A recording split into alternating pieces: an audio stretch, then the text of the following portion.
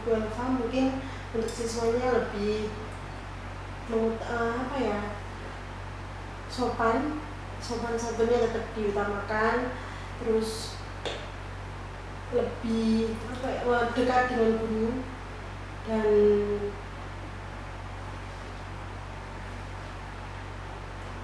untuk tugas-tugasnya juga jangan sering menunda-nunda ya, karena seperti yang dibilang Pak Ibu tadi akan berpengaruh di waktu kalian SMA. Dan untuk gurunya pesan-pesannya mungkin lebih terbuka lagi, memang sudah terbuka, terus baik, dan mungkin lebih sabar untuk mendidik anak-anak di situ.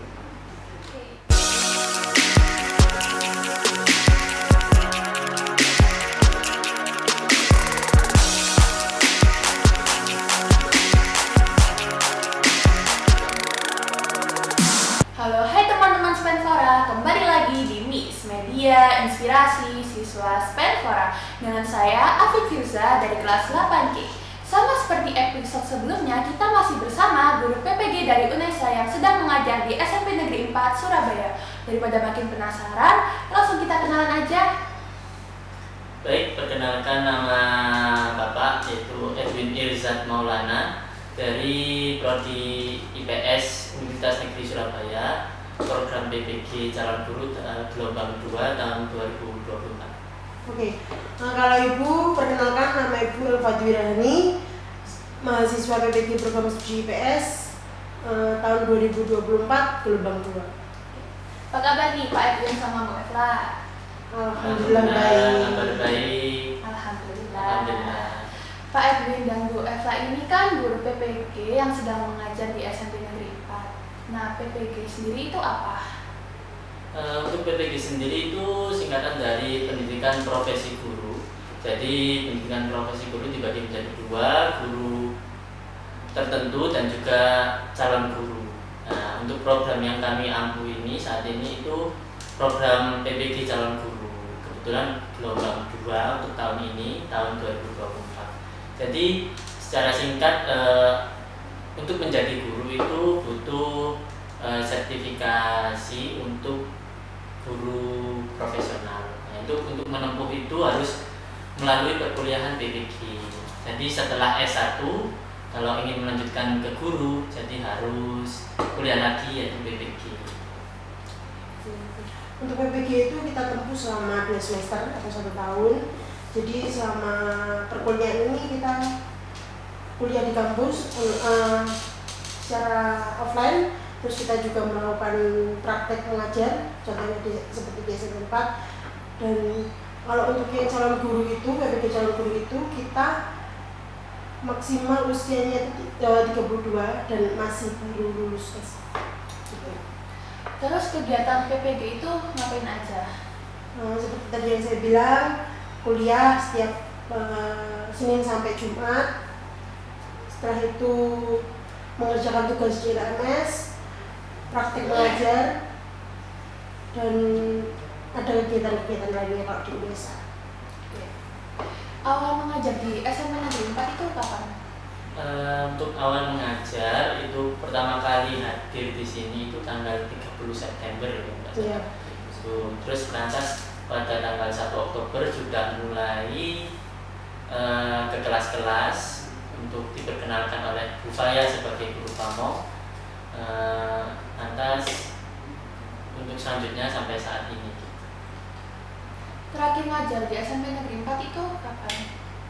Untuk terakhir ngajarnya untuk Bu Elva sama Pak Edwin itu hari ini saya di jam 5.56 dan Pak Edwin di jam 7.08. Untuk Bu Elva di kelas 7A, kalau Pak Edwin di 7C. Untuk secara keseluruhan itu hari ini memang terakhir penarikan. Jadi sekalian berpisah dengan keluarga SMP 4, nanti di tahun depan akan kembali lagi melaksanakan PPL 2. Oke. Berarti setelah kegiatan PPG ini selesai tuh ngapain? Mungkin kalau dari pusat itu kan sudah dikasih plotting atau mau pengabdian di mana atau mau mengajar di mana. Nah, Bu Elva kan aslinya Trenggalek, jadi Bu Elva kembali ke daerah asal dan Pak Edwin memilihnya di Surabaya karena warga Surabaya gitu. Awal mengajar Bu Elva dan Pak Edwin ini di SMP Negeri 4 atau ada di sekolah lain? Untuk saya pribadi pernah mengajar di SMP Life School yang Lintang itu selama kurang lebih 2,5 tahun menjadi guru IPS. Kalau Bu Elva jadi guru bimbel di salah satu sekolah dasar yang ngisi-ngisi waktu luang setelah lulus S1 gitu. Tugas ngajar di sekolah SMP Negeri 4 ini tuh pilihan sendiri atau pilihan kampus atau pilihan yang lain? Kalau untuk praktek ngajar atau PPL di SMP 4 ini kita ditunjuk atau dipilihkan oleh kampus, jadi sesuai dari apa yang diberikan kampus gitu. Terus awal mengajar di SMP Negeri 4 itu perasaannya gimana? Deg-degan, nervous atau takut? Kalau dari Pak Edwin mungkin pertama kali memang sedikit nervous karena sudah sedikit lama nggak mengajar ya, sudah kurang lebih 2 bulan gitu menunggu sampai dengan PPG ini perkuliahannya mulai. Ya sedikit nervous, tetapi karena ada pengalaman sebelumnya mengajar itu alhamdulillah terbantu untuk adaptasi di sini. Kalau Bu Elva sih lebih ke mungkin kaget karena Bu Elva kan sebelumnya ngajarnya anak SD, jadi masih lucu-lucu. Terus dapat di SMP ya memulai lagi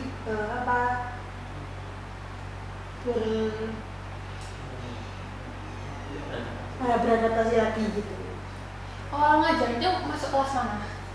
Untuk Pak Edwin awal ngajar itu sebenarnya 7C itu, jadi Bu Faya sudah memberikan porsinya masing-masing untuk 5 mahasiswa termasuk kami berdua. Itu kalau saya di 7C, kalau Bu Elva di 7A, Pak Rama di 8A, Bu Elina di 8D dan Bu Dwi di 8F. Jadi diberi kelas 7 sama 8 biar adil. Terus pertama kali Pak Edwin masuk kelas 7C itu gimana anak-anaknya? Kalau untuk Pak Edwin ya sebenarnya itu kalau anak-anak misalnya ada keluhan kami atau tidak bisa diatur, itu sebenarnya dinamika anak SMP, karena kan yang satu peralihan dari SD terutama kelas 7 kan peralihan, jadi ada sisi kekanak-kanakan dan ada sisi menuju remaja gitu. Jadi apalagi juga kan ini SMP kan masuk masa pubertas, jadi hormonnya mungkin naik turun sehingga perilaku dan tingkahnya itu juga naik turun. Itu dinamika sih, nggak nyalahkan anaknya. Kalau Bu Elva di 7A ya bersama dengan Pak Edwin. Mungkin kalau saya dilihat 7A itu lebih aktif karena harus dengan suara yang kencang mungkin mengajarnya, terus harus sabar juga karena ada beberapa anak ABK juga gitu. Oke. Terus Pak Edwin sama Bu Elva ini ngajar mata pelajaran apa? Seperti prodinya tadi IPS, jadi kita ngajar di sini juga IPS. Setahu saya itu IPS ada 2, tentang sosial sama sejarah. Pak Edwin sama Bu Elva ini lebih minat dalam merasakan dari mana? Untuk disiplin ilmu IPS kan sudah benar tadi ada sejarah, ada tambahan lagi, jadi selain sejarah itu sosiologi, ada geografi sama ekonomi. Jadi kalau sudah penjurusan kepada 4 disiplin ilmu tadi itu sudah masuk SMA. Jadi kalau SMP itu cuma cukup IPS saja. Jadi diambil dari 4 disiplin ilmu tadi, diambil porsinya yang sesuai dengan anak SMP. Kalau lebih rinci lagi membahas tentang ekonomi itu nanti di SMA gitu. Wah. Ya seperti itu. Jadi IPS itu mungkin lebih ke dasar-dasarnya saja, bukan yang lebih menjerumus. Jadi mungkin untuk pelajaran sejarahnya mungkin masih sejarah tentang kemerdekaan atau hanya sebatas tentang mengenal mungkin lahirnya Pancasila ataupun pembentukan gedung PKI seperti itu. Kenapa bisa tertarik sama mata pelajaran IPS? Mungkin kalau tertariknya dari awal itu berpikirannya mungkin umum ya, nggak mau hitung-hitungan seperti itu, karena mikir awalnya adalah IPS, mungkin nggak menghitung seperti matematika atau pelajaran yang ada hitungannya. Kalau Pak Edwin? Untuk kenapa memilih IPS itu karena kan dulu waktu SMA sempat ada pengelompokan kelas IPA, kelas IPS, kelas bahasa. Kebetulan Pak Edwin juga kelasnya IPS, jadi tertarik mungkin salah satunya gara-gara dulunya di SMA itu masuk kelas IPS gitu. Ada kesulitan saat mengajar mata pelajaran IPS di SMA Negeri 4? Siswa-siswinya mungkin? Mungkin untuk mengajarnya yang lebih sulit itu menjelaskan tentang sejarah mungkin ya, karena sejarah itu harus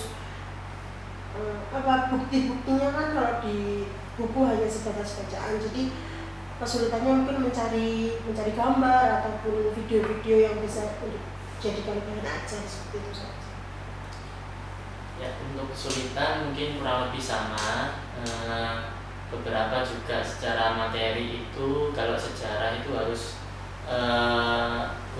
gurunya harus pintar-pintar menyampaikan materi itu supaya tidak bosan, karena kan sejarah identik dengan cerita, identik dengan membaca itu, jadi harus bagaimana supaya materi itu bisa dicerna dengan peserta didik dengan baik. Oke. Ada culture shock nggak pas mengajar di SMA Negeri 4 pas masuk ke sekolah ini? Kalau culture shock yang saya rasakan itu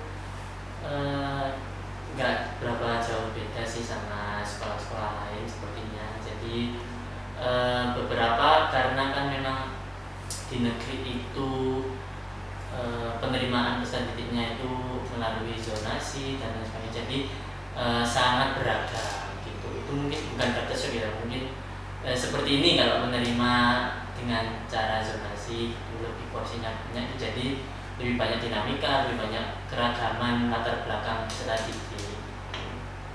Mungkin kalau culture shock sih nggak ada, mungkin lebih ke pembiasaannya aja, karena kan di sini banyak mungkin itu aja.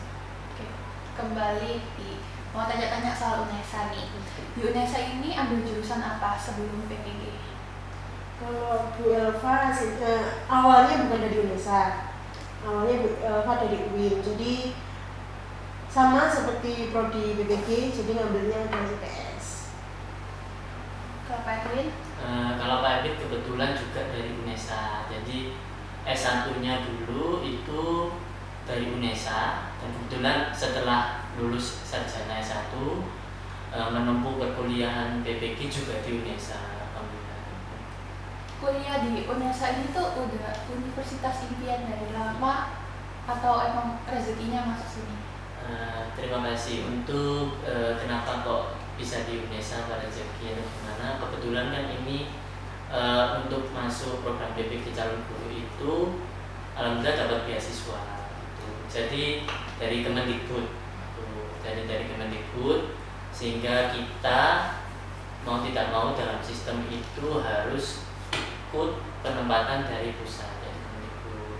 Jadi beberapa kampus seperti di Jawa Timur UN, UNESA, ada UIN ya, itu yang ada IPS-nya itu, jadi akan disebar di beberapa kampus itu. Kebetulan kami bertepatan berkuliahnya di UNESA dan Universitas Negeri Surabaya. Ya sama seperti Pak Edwin tadi, awalnya sebenarnya milihnya di Malang karena dekat dengan rumah, tapi dari pusat dapatnya di Surabaya dan juga beasiswa, jadi ya diterima. Kan rezeki nggak mungkin akan Ditolak ya.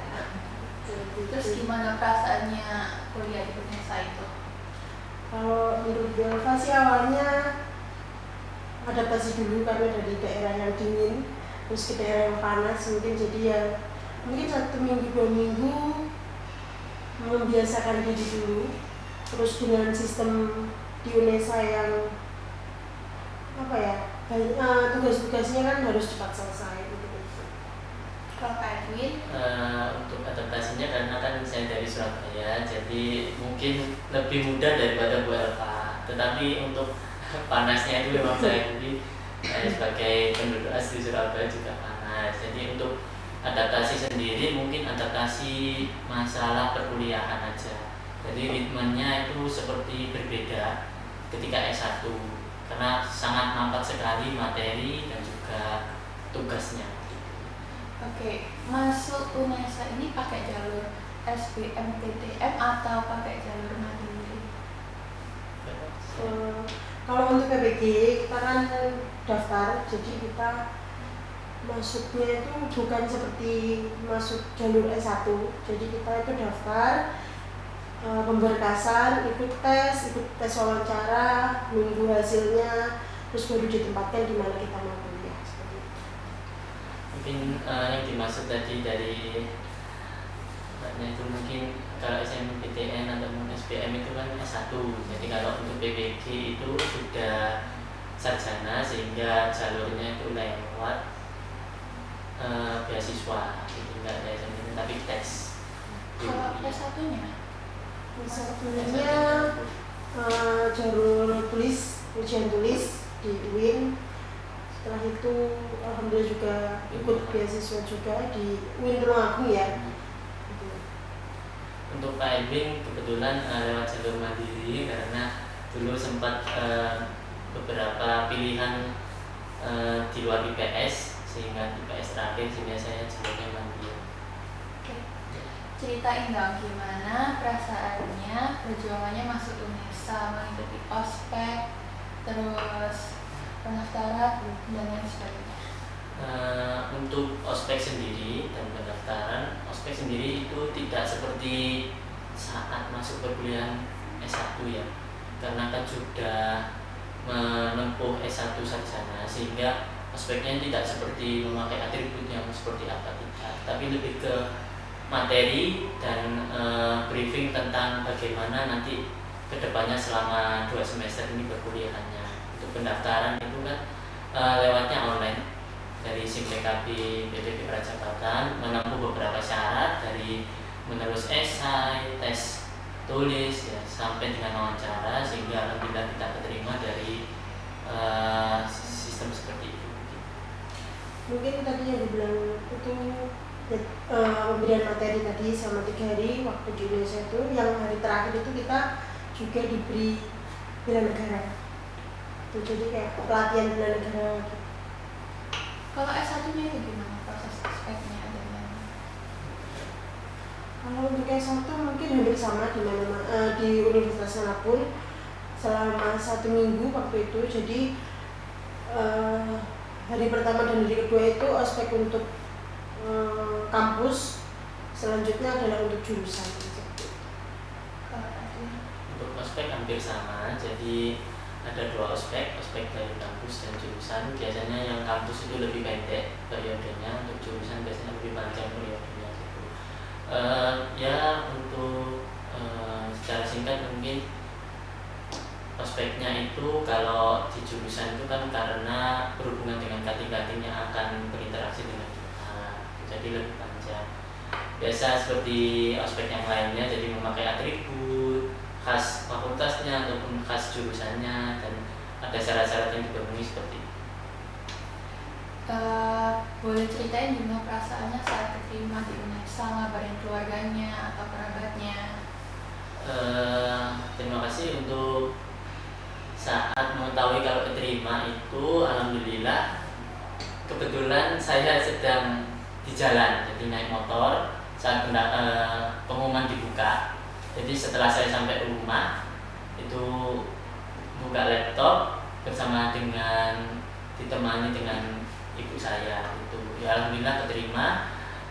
Jadi perjuangannya tidak sia-sia selama menempuh pendaftaran sampai dengan sekarang.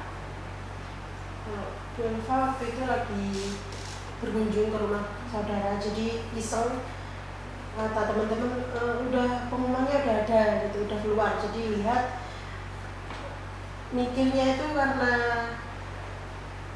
awalnya pendaftarannya itu iseng atau daftarnya itu cuma untuk isi waktu luang, mungkin nggak lolos gitu. Akhirnya ternyata lolos dan diterima di Indonesia. Rezekinya. Iya. Yang kuliah di Indonesia kan banyak, maksudnya nggak di Surabaya aja. Kalau Pak Edwin sama Eva ini asli Surabaya atau enggak? Kalau Pak Edwin itu asli Surabaya, tetapi memang dulu orang tua kan kesini merantau, jadi kalau misalnya 3 bulan sekali ataupun ada hari-hari besar yang libur panjang kita pulang ke Magetan karena orang tua asli Magetan gitu.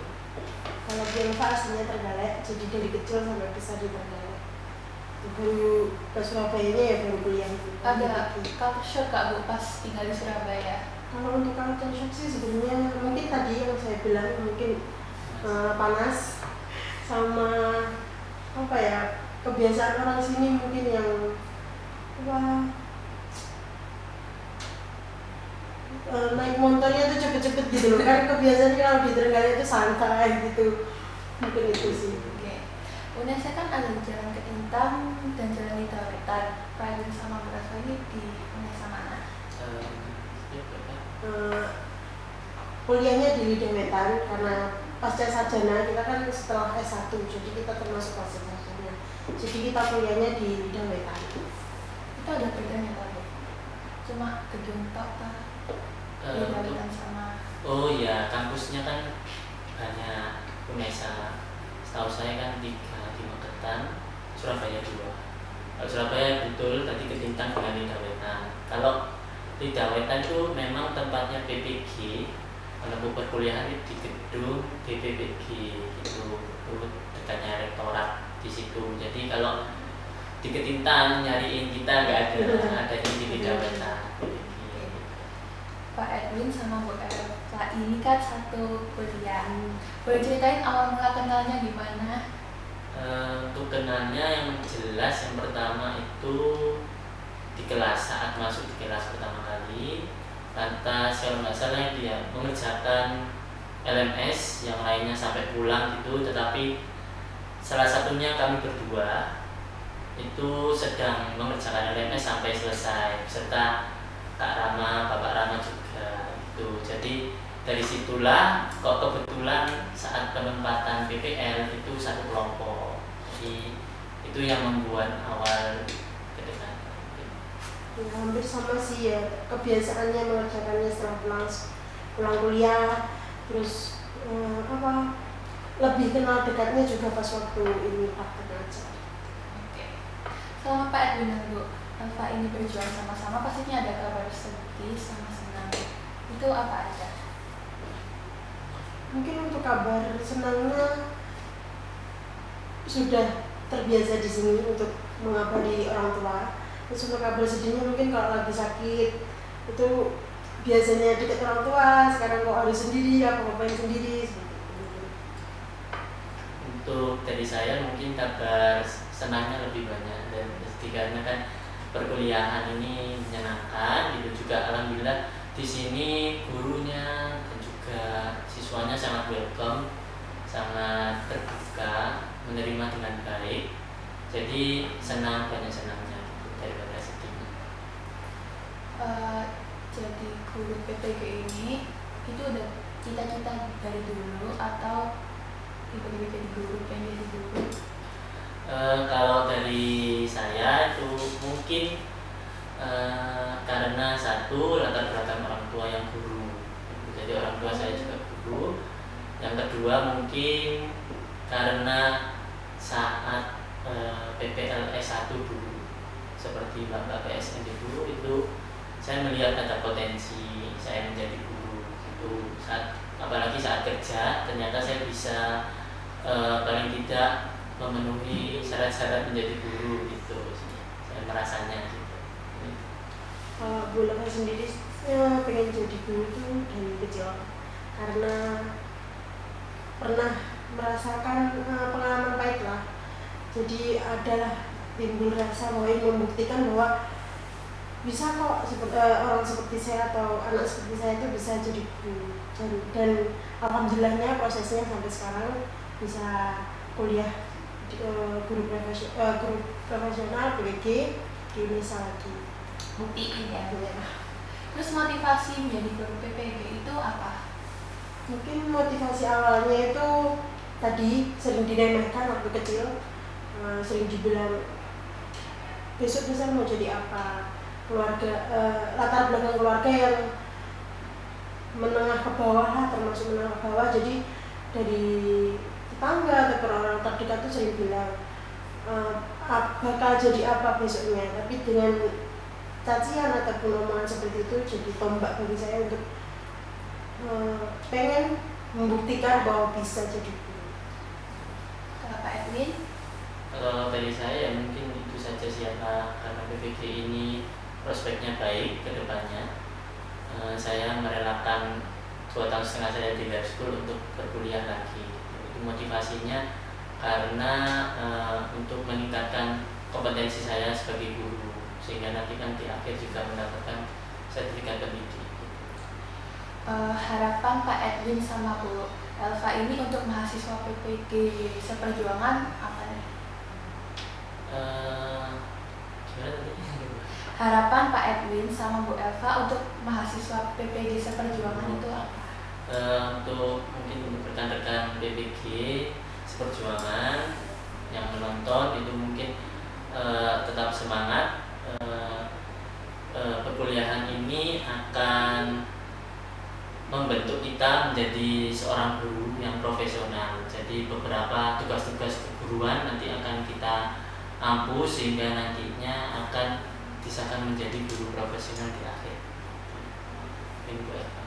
Mungkin pesan-pesannya tetap semangat ya untuk mendapatkan apa yang diinginkan di masa depan. Terus semangat untuk menghijaukan LMS juga dan tetap jaga kesehatan. Selama bertugas di SMP Negeri 4 menjadi guru PPG di Spenvora, ada harapan atau doa baik untuk SMP Negeri 4 buat ke depannya? Mungkin harapannya itu semoga tetap baik, terus mencetak semua prestasi-prestasi yang bagus untuk SMP 4 dan tetap meneruskan kebiasaan-kebiasaan seperti sholat duha, terus sholat Jumat berjamaah seperti itu. Kalau dari Pak Edwin? Untuk dari Pak Edwin mungkin pesan-pesannya yaitu meneruskan hal-hal baik seperti Bu Elva. Saya harap hal-hal baik setelah kami di sini itu tetap diteruskan. Terus yang kedua meminta untuk tetap berhubungan baik dengan kami, silaturahmi tetap jalan. Yang ketiga supaya sekolah ini bisa mencetak generasi-generasi yang berprestasi secara akademik maupun non akademik gitu. Terakhir, ada kata atau harapan buat siswa-siswi dan guru di SMP Negeri 4 ini? Harapan untuk siswa-siswi dan guru, yang pertama untuk siswa-siswi tetap semangat, jangan lupa tugas dan nilai dari guru dikerjakan dan juga diselesaikan, jangan sampai menunda-nunda. Apalagi karakter guru kan banyak, ada yang menerima saat keterlambatan, ada yang menolak sama sekali gitu. Jadi saya mohon untuk diperhatikan nilai dan tugasnya, karena itu nanti berpengaruh pada saat kalian masuk SMA gitu. Untuk gurunya mungkin harapannya tetap welcome dengan tamu-tamu, ataupun nanti kalau ada PPG lagi diterima dengan baik, walaupun bukan kami nanti PPG-nya selesai, tapi nanti ada gelombang lagi, saya mohon untuk diterima dengan baik. Lantas diberi masukan kalau ada hal yang kurang berkenan, dikasih kritik seperti itu. Mungkin untuk siswanya lebih sopan santunnya tetap diutamakan, terus lebih dekat dengan guru, dan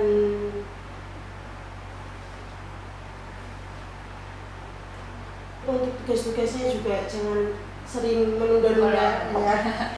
Karena seperti yang dibilang Pak Ibu tadi akan berpengaruh di waktu kalian SMA. Dan untuk gurunya pesan-pesannya mungkin lebih terbuka lagi. Memang sudah terbuka, terus baik dan mungkin lebih sabar untuk mendidik anak-anak di situ. Oke, semangat terus Bapak Edwin sama Mbak Eva. Semoga semuanya berjalan dengan lancar. Terima kasih, sama-sama. Oke, sekian episode Mus kali ini. Terima kasih sudah menonton. Jangan lupa like, comment, share, and subscribe. Tetap di Mix Media, Inspirasi Siswa Spenfora. Dadah.